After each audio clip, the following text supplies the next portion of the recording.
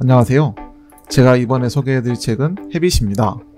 습관을 설계함으로써 내 안의 충동을 이겨낸다고 이 책을 홍보하고 있는데 어떤 방법으로 이겨내는지 같이 알아보도록 하시죠. 마시멜로 테스트.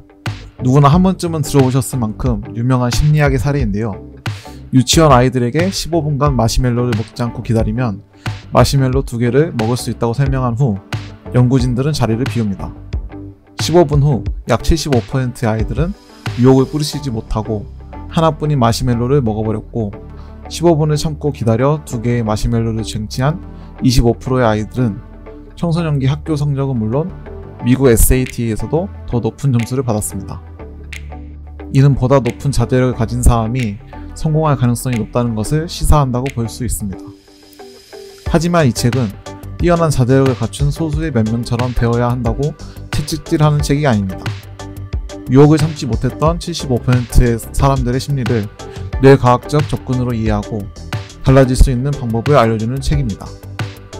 저는 이 책을 처음 봤을 때는 충동을 이겨내기 위해 자제력을 어떻게 기를 수 있을 것인가 라는 방법론에 대해 논의할 줄 알았으나 저와 같이 자제력이 뛰어나지 않은 사람들에게 자제력 대신 좋은 습관을 설계함으로써 충동에 대해 새로운 돌파구를 제시하는 점이 흥미로웠습니다. 그렇다면 우린 왜 항상 충동에 패배해왔고 어떻게 좋은 습관을 설계할 수 있는지 알아보도록 하겠습니다. 모든 성공한 사람들이 남달리 뛰어난 자제력을 가진 것은 아닙니다. 그들은 자제력 대신 좋은 습관을 활용합니다. 자제와 인내만으로 목표를 달성하고 문제를 해결하려고 한다면 삶은 매우 고통스러울 것입니다. 보시는 그래프와 같이 우리는 각자의 충동에 대해 자제력에 의존해왔고 가시적이지 않은 막연한 보상만을 기다리다 지쳐 포기해왔습니다.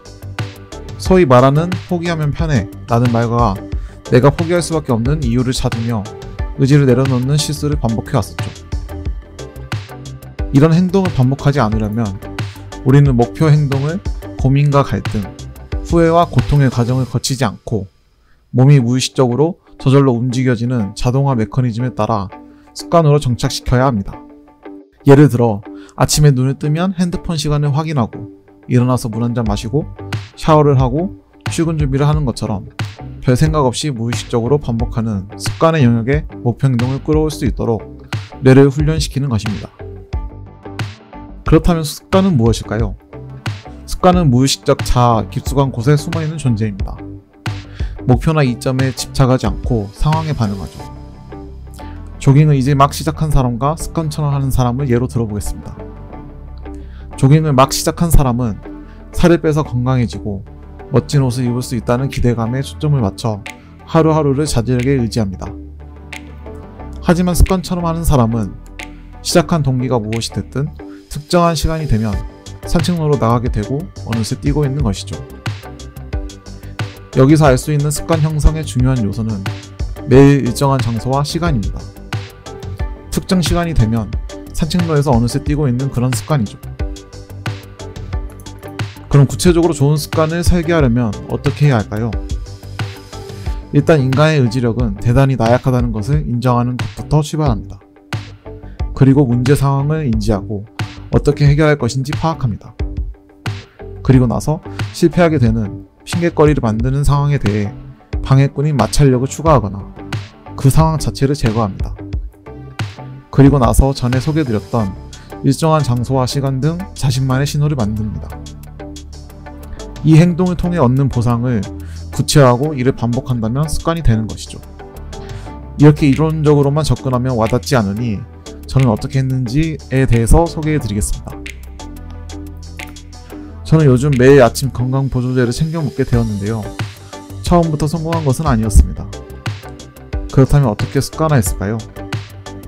이를 분석해보고 이 성공 사례를 통해 최근 제가 습관으로 만들고 싶은 퇴근 후 조깅하기에 적용해 보았습니다. 먼저 앞서 소개해드린 그래프처럼 자제력에 의존해오다 결국 놓아버린 과거의 저를 인정하였습니다. 그리고 그런 저를 결국 못했어, 왜 항상 이럴까? 라고 자책하던 나에게서 벗어나 왜 실패했는지 생각해 보았습니다. 건강보조제의 경우 초기 몇 번은 잘 챙겨 먹다가 출근 시간이 얼마 안 남았다는 이유로 늦잠 자서 정신없이 준비해서 깜빡했다는 이유로 실패해왔기에 깜빡해도 눈에 띌 수 있도록 집이 아닌 사무실에 배치함으로써 상황을 바꾸어 보았습니다. 이처럼 퇴근 후 조깅도 현재 퇴근하면 바로 컴퓨터부터 켜는데 전날 취침 전 옷장 옆에 운동복을 걸어둠으로써 무의식적으로 조깅을 떠올릴 수 있게 상황을 바꿔 보았습니다. 다음은 마찰력 줄이기. 가장 단순한 마찰력은 위치 또는 거리입니다.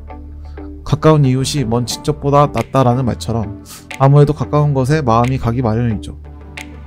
이처럼 건강보조제의 경우 못 챙겨 먹었다는 것을 뒤늦게 깨달아도 보조제가 집에 있기 때문에 실천이 불가능했습니다. 이는 사무실에 배치함으로써 정신없이 출근해도 늦잠 자서 시간이 부족하더라도 언제든지 실천할 수 있게 되었죠. 마찬가지로 조깅의 경우도 현재는 퇴근하자마자 컴퓨터로 직행하는 것을 막는 것은 아무도 없었습니다. 하지만 이를 막기 위해 스마트폰의 빅스비 루틴을 자동 실행해서 집 와이파이가 잡히는 순간 운동 알람을 울리도록 설정해 두었습니다. 이와 같은 방법을 통해 현재는 출근하자마자 책상 위에 건강보조제를 챙겨 먹게 되었고 퇴근 후 조깅도 실천하며 습관화해 나가고 있습니다.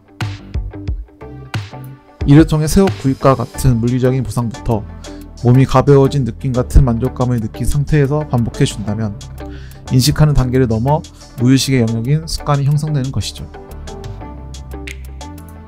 여러분은 어떤 목표를 가지고 계신가요? 어떤 목표를 설정했다가 실패해 보셨나요? 영어 공부와 같은 자기 개발부터 가벼운 취미활동 가지기에 이르기까지 많은 목표가 있을 텐데 이제는 해야 한다, 참고 견디고 끝까지 해보자와 같은 고통이 수반되는 좌절에 도전하지 말고 어떤 상황과 신호를 만들어 줄 것인지에 대해 집중해 보시는 것은 어떨까요?